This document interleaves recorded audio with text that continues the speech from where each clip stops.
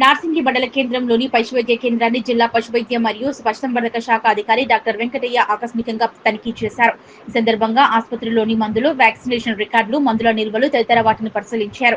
అనంతరం doctor yes Venkataiah మాట్లాడుతూ ఆసుపత్రి పనితీరు కోసం ఆకస్మికంగా పర్యటన చేసినట్లు తెలిపారు.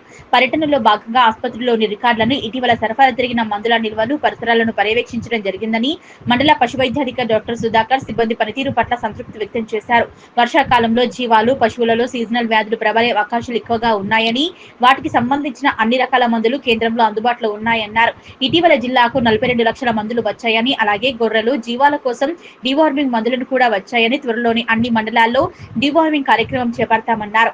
సాధారణంగా వర్షాకాలంలో జీవాల్లో వచ్చే పీపీఆర్, చిపాక్స్, ఎల్ఎస్డికి సంబంధించిన టీకాలు కూడా కేంద్రంలో అందుబాటులో ఉన్నాయని, పాడి రైతులు ఈ అవకాశాన్ని సద్వినియోగం చేసుకోవాలని కోరారు.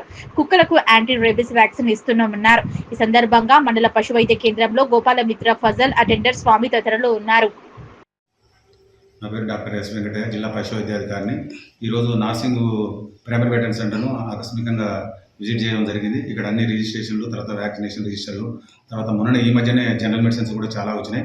ఆ మెడిసిన్స్ అన్నీ కూడా పరీక్షించడం జరిగింది. అన్ని రకాలమైన మందులు అందుబాటులో అన్ని హాస్పిటల్, జిల్లాలోని అన్ని హాస్పిటల్ అందుబాటులో ఉన్నవి. సీజనల్ వ్యాధులు, ఈ వర్షాకాలంలో సీజనల్ వ్యాధులు పాడి పశువుల్లో కానీ జీవాల్లో కానీ వచ్చే అవకాశం ఉన్నది.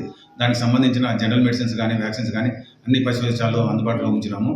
ఈ మధ్యనే 42 లక్షల విలువైన మందులు కూడా మన జిల్లాకు వచ్చినాయి. అదేవిధంగా గొర్రెల్లో కూడా, జీవాల్లో కూడా డివార్మింగ్ మందులు కూడా వచ్చినాయి. అవి కూడా త్వరలో కూడా డివార్మింగ్ ప్రోగ్రాము మేము అన్ని మండలాల్లో కండక్ట్ చేయడం జరుగుతుంది.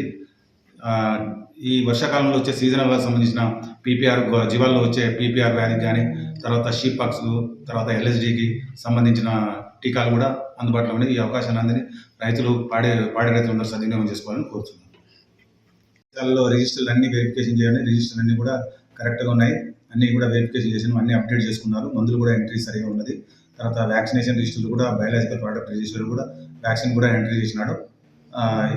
సంతృప్తికరంగానే హాస్పిటల్ మంచిగా ఉన్నది అని